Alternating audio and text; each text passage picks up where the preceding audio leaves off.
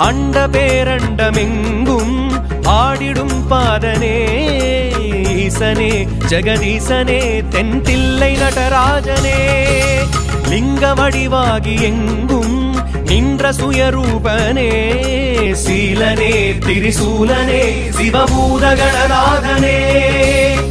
கால காலனாக நின்றவா காளை மீது வந்தவா ஆலகால முண்ட சங்கரா ஆரமுகம் தந்தவா காளியோடு ஆடி வென்ற திருவே காட்சி தந்து அருளுகின்ற குருவே ஓம் சிவோகம் சித்தம் சிவமாக வேண்டும் வேண்டும்